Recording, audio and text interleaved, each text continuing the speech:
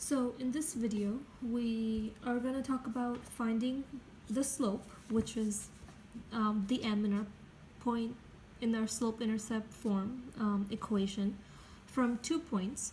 And we have talked about how you can find a slope of a line that's kind of drawn out for you, right?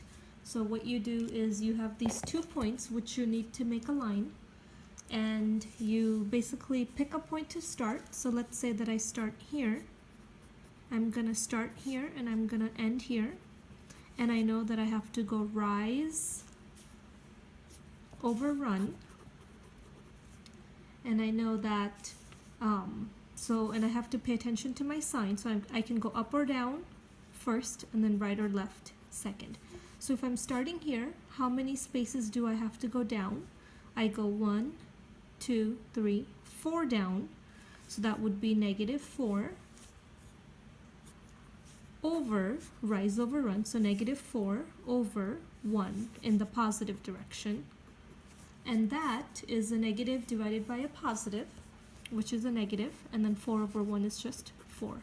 So my slope for this line is -4.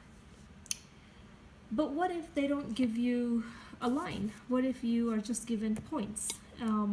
You can, so on a paper like that one, I just printed this from online, right? So we're given a point, but it's not drawn out for us.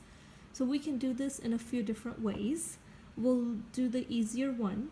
So let's write this down over here. Let's write it down over here. So we basically have, this is problem number 1. We have the coordinate points 19 and -16, and then -7 and -15. One thing you can do is you can actually plot these on a coordinate plane and then do your rise over run that way. But sometimes that might take too long.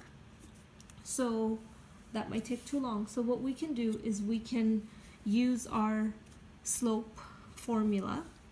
And the easiest way I like to think of it is that it's basically change in y over change in x. And how do I know it's y over x? It's because if you remember, we are going up or down first. So that's our y. Y goes up and down. And then run is right or left. So that's what we want to do. And I would just pick one point. So it might be a good idea to write x, y, x, y, so you know which variable you're looking at. And then, so let's look at our y. So our y is -16 and -15. So how do I get from -16 to -15? I added 1. So I added 1 to my y, so that's the change in y, and then it's 19 to -7. So how do I go from an x that's 19 to like -7? Well, I know I'm gonna have to go 19 spaces back and then 7 more, so it'll be 19 plus 7.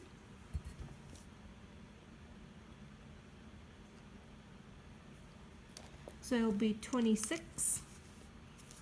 Our change in x is -26, right? Because 19 minus 26 will give you -7. And so that's my slope. My slope is basically -1 over 26. And the sign, that this negative is kind of belonging to the whole fraction, or just 1. So when I read it, it's a positive divided by a negative, which is a negative, and then it's 1 over 26, which is my 1/26, and that's my slope.